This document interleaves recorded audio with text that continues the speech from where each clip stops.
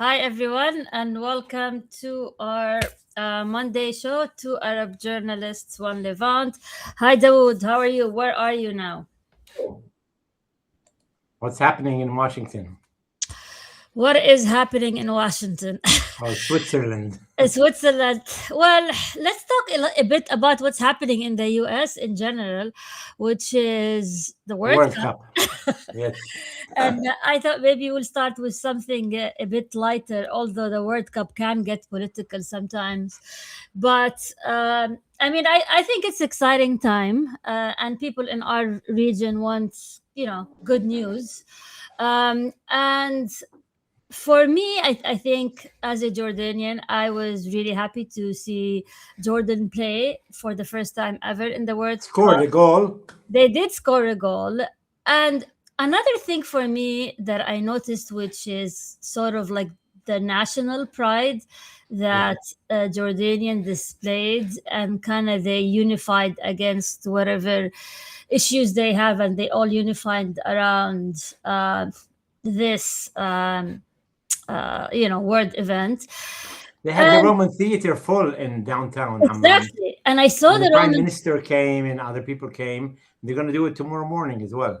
Yeah, and for me, I loved seeing the how the international news. Like I saw it on ABC. I did not even know that Jordan did that, but I saw that on ABC, which was pretty cool. And what else? Do you want me to give you the results so far? Well, I know Jordan lost 3 to No, 1. wait. Okay, you tell me. So we have Morocco is undefeated. They have 2 points. Egypt is undefeated with 4 points. They Okay, tied and they won. okay, Morocco is undefeated with 2 points. They tied twice. okay. And all they need to do is beat Haiti, which is supposed to be a weak team, to get into the second round, which is around 32. There's first round and then the knockout round. The knockout round, you lose, you're out. So 32, then 16, then semifinals and finals. So Morocco should get in if they beat Haiti. Egypt is already in. Saudi Arabia has 1 point in 2 games, and they need to win against Cabo Verde. This is the Yeah. Cinderella team that's been tying everybody. And so they need to beat them to get into the next round. Algeria and Jordan play tomorrow. Now, if Tonight? Jordan wins, No, I think tonight. No. sorry, Algeria and Jordan, well, tonight your time, tomorrow morning our time. Yeah, exactly. Yeah.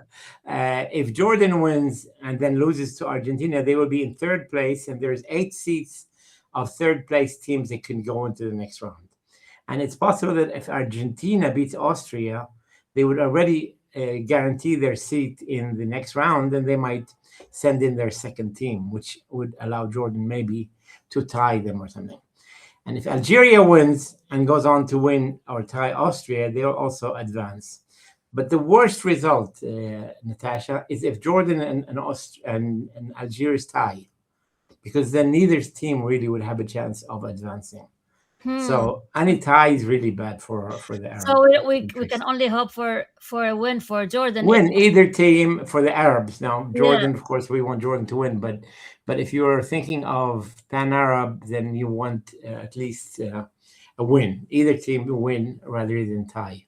And it's the only all Arab match of the World Cup, right? That's true at this time. Now there might be, if Yeah. Egypt already advanced and if other countries advance, they might meet in the knockout session. But for that, it's the only Arab. Yeah. Pan-Arab teams meeting each other. And the poor Prince Ali has a problem. His wife is Algerian. You know that. Yeah, that's true. And he's the head of the Jordanian Federation. That is Also, my funny. son, by the way, married to an Algerian. But so Oh, we got wow. their kid, one with the 2 flags, Algeria and Jordan, and their national anthems. But yeah, it will be interesting. He said his wife is going to support the Jordan team. We'll see. deep down. Yeah, but I know. But for me, I actually got a text from my friend who lives in Chicago, Jordania, and she said, "Guess where I am? I am in San Francisco." They flew to cheer for the Wow. Jordanian team, and she said, "Natasha, all of Jordan is there." So for me, this it was nice news, uplifting news in the midst of all the chaos that's happening. Like, And the oh, San Francisco police said the Jordanian fans were nice. They the actually complimented the Jordanian fans. really? Ah, that's Yeah. that's nice. And I saw like the police They with said the drunk or anything like that. yeah, that's true. But that's fun. So like I'm happy to see that in especially of light of what's happening. Yeah, still Tunisia and Iraq. Tunisia is still doing very well. They lost already 2 games, and they're out. Iraq still has a chance, but and Saudi And Arabia still has a chance. Saudi lost like 4-0, I Yeah, think. but they won. They tied 1 game. So if they win another game, they could advance. And Iraq also lost. We'll see. They Oh still have wow. a small chance. Huh. Well, in the midst of that, we had JD Vance. And I was actually surprised that on, what is it, like a few days ago on June 18th, Vance warned Israel to stop attacking Lebanon, and they said that the US is the only powerful ally that they have left. And he said, and I'm quoting, "You're a country of 9 million people. You cannot just kill your way out of solving every single national security problem that you have." Um, and for me, that is actually quite shocking to see, because at least people were sold the idea of killing the bad guys, right? Like, we were there to kill the bad guys, we're killing them there because like Hamas or Hezbollah. And then JD Vance coming and saying that it's like, for me, it's a divorce in marriage. And now the pro-Israelis are attacking him, saying he's not going to be the Republican candidate. It will be Rubio, but that doesn't count. Natasha, I've always said, and I wrote an article about it, which I'm putting in chat. For ceasefire to work anywhere in the world, you need 2 conditions. You need a robust monitoring of the ceasefire, and you need a pathway to peace. Now, in Lebanon yesterday, they agreed on a committee that I think Qatar and Jordan and Qatar and other countries to actually watch and ensure that the ceasefire is being worked out. And JD Vance and the Americans are saying Lebanon is not only an Israeli problem; it's a U.S. problem. And for the U.S. wants Lebanon to be free and the issues resolved. So the Americans are putting a lot of pressure. You know that one of Trump's in-laws is Lebanese. Yeah, One of his daughters is married, and yeah. her father is appointed as a special representative. But I think Lebanon, a founding member of the UN, it's not like Gaza, which is not unknown country. This is a known, well-known, respected country, and there are a lot of rich Lebanese friends of Trump. So I think there's more than one reason why the Americans want the Trump issue resolved. But wasn't Trump like attacked Lebanon, saying who would want to live in this country called Lebanon? And on social media, Lebanese responded, and they started putting all these clips of how beautiful Lebanon is after Trump attacked, made fun of Lebanon. But so, I mean, do you think the ceasefire would last? And we have the Iran as well, who's saying every time Israel attacks Lebanon, Iran is gonna close the the Iranians are not treating Lebanon as a small issue. They are strategic on this. They're very, very strategic. They're not going to compromise Iran. They're not going to push Iran under the bus. They are, and the Iran are very, very close, and it shows. It shows that they're willing to sabotage the whole peace agreement with the U.S. if Lebanon is not respected. And I tip my hat. I wish Palestinians and Gazans have somebody like Iran that is willing to go to bat for us. I mean, that doesn't exist. That doesn't exist. Yeah. But I mean, for Iran, it's also the Shia connection with Lebanon. True. I mean, that's for them. But he announced, Vance, the deconfliction mechanism. What is that? And what is that? Well, this is what I was telling you about. The mechanism. Deconfliction is a nice word for ceasefire, but basically Right now, the Israelis occupy 10% of Lebanon, Yeah. and basically, any any small attack by a crazy guy on either side will restart the conflict. And deconfliction allows some type of hot phone or whatever, some kind of a communications between, let's say, Israel, the US, and Lebanon. So if somebody makes a mistake and shoots at the mistake, quickly they try to take care of this problem so that it doesn't spiral. And for example, the US and Russia for a long time have this deconfliction result. When the Israeli planes are flying over certain countries, they have a confliction agreement so they don't, by mistake, attack each other and then create all kinds of problems. Hmm. And it goes to show that they're serious about ceasefire. And who's And gonna that's good. monitor it? Who's gonna monitor it? They're talking about a number of countries. I don't have all the details, but the fact that they're willing, the concept of monitoring a ceasefire is, in my eyes and in history, shows that really shows that the ceasefire is serious, because when there's nobody watching, like in Gaza, the Israelis keep saying there's a ceasefire and keep attacking, and nobody, says. Even the last round in Lebanon, the Israelis attacked 84 times, according to the Lebanese sources. And then when the Lebanese or the Hezbollah attacked and killed the 4 Israelis, the Israelis went nuts. But they've been Yeah. attacking and killing Lebanese all the time. But the media sometimes doesn't show the small attacks. And when there's a big attack, they say, oh, 4 Israeli soldiers were killed. But how many Lebanese were killed during this period? Nobody talks about it. Hmm. And there was this news I read somewhere that the woman that they called like the savior of the turtles of The Lebanon, turtle woman, yes. the turtle woman, she was like a famous, I guess, activist when it comes to biodiversity, and her name was Muna Khalil, and they called her the Turtle Lady of Tyre, and she was 76-year-old Lebanese woman who built a decades-long movement to protect sea turtle nesting grounds on the southern coast. She died from injuries from an Israeli strike on her beachside orange house near Al Mansouri Beach. And 2 weeks earlier, her Ethiopian housekeeper was also hurt.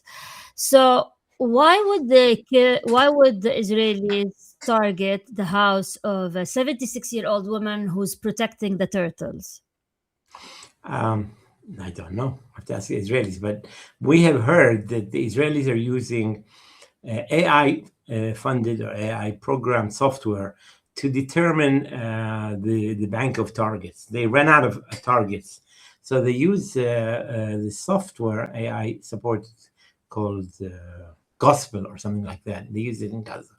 And that collects information about everybody everywhere. Anyone who may have walked near her house, a day or two ago, is registered in this. And so their target list gets bigger and bigger, and they start attacking. Somebody could have, somebody from Hezbollah or whatever. And even Trump talked about it. He said, if a Hezbollah guy walks in a building, you destroy the entire building. He thought that was, too much. And of course, the Israelis will say it's a stray, it was not planned, it was whatever. But the fact is that when people's lives don't count, Natasha, you do this. When 4 Israelis died, there was a big deal. Every one of them, their funeral, and they covered it, and they did a big thing, and they took revenge. And their people were saying, if a Jewish mother cries, all Lebanon should cry. So they count their own people, but they don't care about the humanity of the other side. So they are not as careful. In war, you have to be careful. When you shoot at somebody, you have to avoid civilians. And the Israelis don't care about civilians, or they say, as in Gaza often, everyone is Hezbollah, or everyone is Hamas, and so they don't care because nobody's holding them accountable until now.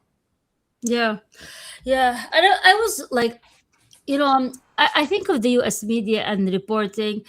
Do you think that the view of the Western audience are now more sympathetic to Arab lives, while in the past, Arab lives were just a number, right? Like 100 died in Lebanon, 50 died in Gaza, whatever. But do you think now, with all what's happening with the movement, actually there is more attention to Arab lives, or they still don't matter, like in the scheme of things? Look, I mean, a journalist for CBS or ABC, and they don't exist most of the world now. They're all withdrawn. Needs to spend time to do a human interest story. So, this turtle woman, they would have to send a crew, they had to talk to her friends and make a story. Most of the major Israeli journalists with their crews are based in Tel Aviv. So they're not going to cover the story. And they'll do it as part of the wire service reports. But to do a story where you actually give the human interest, you need to spend time. You need to spend 1 or 2 days filming and 2 or 3 days editing. And then it comes out a story. And then, or you need students of Columbia to do what they did with Hind, with the 8-year-old child who was killed with 360 bullets, in Mm. Rajab, because you see, either activists or the media need to pinpoint. You don't say 3,000 people were killed. It means nothing to people. But one story of one child who had a future, or this turtle woman, see, it becomes a story. It becomes a human interest stories, and that's what is missing in the media. We don't have enough human interest stories about Arabs because they don't count. Now, yes, Tucker Carlson now every day is saying, against Israelis because they're killing Arabs and they are treating them inhumanly. But how many Americans are saying that? I mean, Tucker Mm. Carlson is out on his own, and good for him. Yeah. I mean, I just Googled the name of the woman and see who from the Western media is reporting it. Actually, it's not bad. You have NPR, you have that. Haaretz also has a story. You also have the Times of Israel, you have the New York Times, you have the BBC. So, Notice, not one American television. You that mentioned radio, you mentioned Israeli media, you mentioned American newspaper, but not one single television. why? Because there's no bureau chief of ABC, CBS, NBC, or CNN in Lebanon, and none are allowed into Gaza. So there's no. I mean, yes, they can do a story virtually, but it's very difficult. You need to have access. You need to do interviews with people, and with this turtle story, you need to have pictures of the woman with the turtles and so on. Yeah, The yeah, radio, it's easier because you can do it with a phone call with a few people, and then you could do a story. But with television, you actually, I mean, you can't talk about a turtle woman without showing turtles. But now that's we're talking about her, so good for yeah. her. That Buna yeah, Khalil. that is true. That I just googled as well, and she's not there, which is it's horrible because she's like just cares about the sea turtles. But anyways, it's sad Can all I give over. you bad news? Bad news, more bad Yeah. news. Okay, tell me.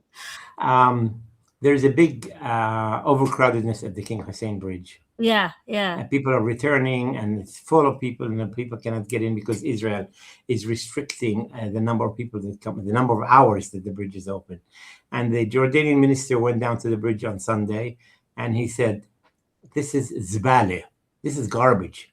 Talked The about his own Jordanian minister said that. minister of interior. Okay, Said the okay, situation is zbale, okay. has to be fixed. Okay, we'll see if they fix it, but that's really a sad story. Another story, which depending on where you stand, is sad. Jordan executed 6 people today or yesterday. Most of them are people accused of drug offenses, killing Jordanian police, or accused of what Islamic terror and so on. So those, and the last time they executed people was like 15 years ago. It's the first time, and apparently they're really worried about increase in attacks against Jordanian security, trying to stop the hemorrhage of drugs coming from Syria Syria, yeah. to South via Jordan. So that's a sad story. How big is the drug problem in Jordan? Like, is it like fentanyl in the US? I know in Jordan it's, what is it called? Whatever, something, Capcom. Captagon, but Capcom, yeah. most of the drugs are going via Jordan. Some of them obviously stay in Jordan, but Jordan is a transit to the wealthy. The money is in Saudi Arabia and the Gulf countries. That's where the big money is. So they're using Jordan as a conduit or as a transit to the I wealthy see. Gulf countries. I see. But oh wow. But I wonder how it's like affecting the youth. Are the youth being addicted? Like, how like fentanyl in the US is a huge problem. And I was wondering if Jordan is headed that way with all the drug movement. We've had a few, also, we've had a few really hard cases to accept because, like, fathers killing wives and wives killing, Oh like yeah. family.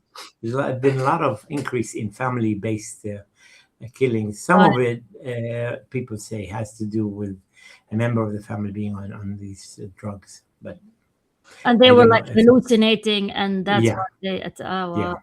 yeah, yeah.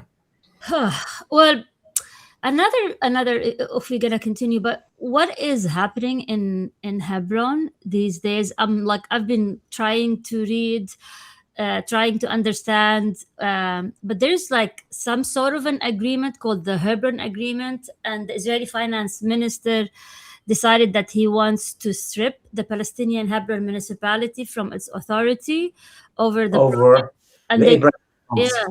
what The, what what what prompted all of that? What's happening in Hebron? what is happening is, and they've actually said it, the Israeli elections are coming up, and the Minister of Finance, who's kind of the king of the West Bank, if I can call him, is basically has taken the file, does not have a party that will pass the threshold.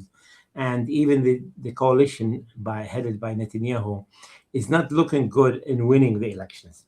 And so these racist Israelis, Ben Gvir and Smotrich, are trying to do as much as they can to create what they call facts on the ground. They're trying to create certain facts that are irreversible. So once they have taken control of managing this mosque, the mosque is an Islamic mosque Yeah. for the family of the father of all the religions. In fact, you have the Abrahamic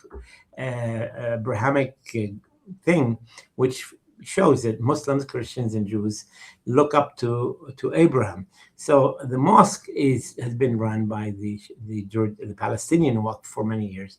Then at one time, 29 people were killed as they were praying in the mosque. A guy dressed up in an Israeli soldier shot and killed 29 Palestinians right after the signing of the Oslo Accords. And so Rabin allowed for the signing of what's called the Hebron Agreement. The Hebron Agreement divided what's called H1 and H2. H2 is where most of the, or which one of them, where most of the Palestinians live. And the other is where some of the settlers live. And in the Palestinian areas, the Palestinian police that have guns are allowed to work.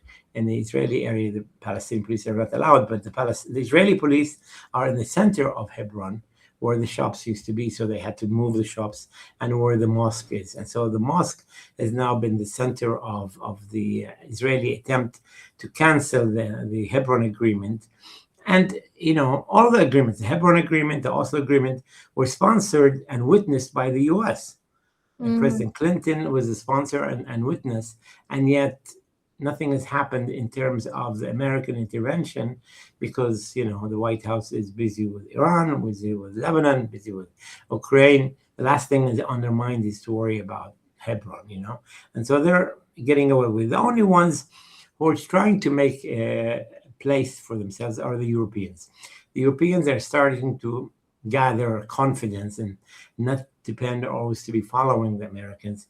And so they've already said, we're not going to accept goods coming from the West Bank. And now the UK Prime Minister yesterday, or today actually, resigned and making room for Andy something. Andy Andy, Burnman. Andy Andy. Burnman. And Andy is interesting because he came out of nowhere. He was the mayor of Manchester City, but he's a member of the Labour leadership. And so there was an empty seat because you cannot be a prime minister unless you're a member of parliament because it's a parliamentary system. So he ran for the empty seat in Manchester and won easily. And all of a sudden, Labour leaders or Labour community have a leader, and he's very publicly well respected and so on. And on Palestine, he's much more much more pro-Palestinian than the current prime minister, who said, "I'm a Zionist," and his wife is Jewish, and that he follows Orthodox Jewish tradition. Not that there's anything wrong or political, but the fact that he said, "I'm Zionist," and his policies since the October 7th have been very, very bad, even though under a lot of pressure they recognize the state of Palestine. But they're still supplying weapons to Israel, and they're standing with the Israelis. Hmm. So, do you think this means there's going to be change of policies towards Gaza and Israel after the election? Well, right now, what happens is the prime minister resigned, but he's asked to run the government until there is a decision by the Labour Party of who will take his place, and that's going to take until September before we know who the next leader of the Labour. Although Andy seems to be the leading person, but he still has to win the kind of a primary type. He'll have to go around to all the areas, and they have to support him. And once he becomes the leader of the Labour Party, then he will take over as prime minister. So there will be 2 months before he will actually move into 10 Downing Street. So this is a bit about him when it comes to the Israeli-Palestinian conflict, that he tried to balance support for Israel's right to self-defense with strong criticism of the destruction in Gaza. While he supports a two-state solution, he has pushed for Palestinian statehood, he avoids labeling Israel's actions as genocide, citing the limitation of his position as a regional mayor. So, what, being a regional mayor prevents you from calling? Yeah, well, because they're saying the mayor is more responsible for local issues, and this is a foreign affairs issues. But now he can't use that excuse anymore. If he's the leader of the Labour Party and the prime minister, he has to deal head on with this issue. Yeah, I mean, the quote that he said, "I cannot judge things of that enormity from where I am as a mayor of Greater Manchester." Because he doesn't have access to secrets from the different intelligence services. He's not on the cabinet. So a lot of the information that cabinet member would have, he doesn't have. Yeah. So, I think it's a smart, clever answer. It doesn't absolve him of taking a position, but he's at least less pro-Israel than the present prime minister. He says he was a member of the Labour Friends of Israel and publicly opposed boycotts against the country.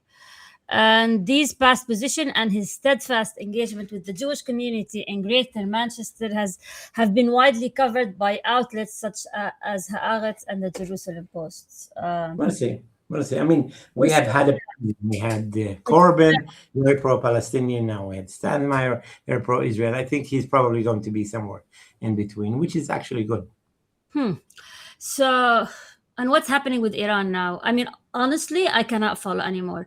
Open Hormuz, close Hormuz. Open Hormuz. I mean, who's even following? I mean, one of the things they decided in Switzerland also is to create also a monitoring team or committee to follow up and ensure that there's open Hormuz.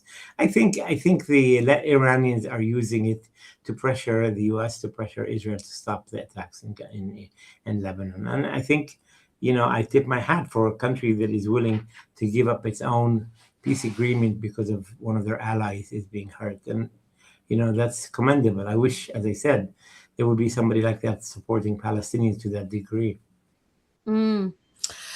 Natasha, we have a lot of friends joining us. I know, and we have a few minutes. Supporters. I know. Okay, so first, actually, I'd like to thank our first paid subscriber, and we have not been pushing paid subscription, and so but we're glad that someone wants to support our work. And our very first paid subscriber, Mary Ellen Lunston, thank you so much for supporting our work. You will get extra perks as a subscriber, and we can discuss this offline. And if anyone wants to support our work, please feel free to become a paid subscriber, and you'll get access to more. And tell your friends to join. Exactly. Tell your friends to subscribe. And we have here new friends. Have Harley show off. Thank you for joining us. We have Asonata Howard. Thank you again for joining us. If you guys have any questions, please feel free to ask. We'd love to hear from you. We were gonna post the live recording of this live as well, and we'll send it to anyone who missed the live. Also, my article about the ceasefire is on chat if you want to look at it. I see it. The Arab news. Yeah, good, good. It's in the chat. So, are you watching the game today? Which games? Who's playing today? And- I'm worried Well, about tomorrow. yeah, your time it's 5 a.m. My time it's like 11. It's too late, honestly. For Yeah, it's too early for us. 6 a.m. I can't stay up, but next week with Argentina, I'm actually hosting a big party here at my house and inviting all the neighbors, and I'm gonna give everyone a red coffee to watch, and it's gonna be. I hope Messi will play if they win so well. I heard that Messi is not gonna play. That he's kind of saving his energy for the like more serious games. That's what I heard, but who knows? But anyway, it should be fun. You never know; it might be a David and Goliath situation, and maybe, Cinderella story. maybe Jordan. I'll stay hopeful. You never know, but we'll be cheering for them. But for anyone who joined us today, thank you very much. And for anyone who's watching the recording, thank you again. Feel free to reach out. And thank you again for our very first subscriber, Mary. We appreciate you. And we will definitely stay in touch until we meet again next week. Bye from Amman. Thank you. Bye from DC, the suburbs of DC. Take care. Bye-bye. Bye-bye. Bye.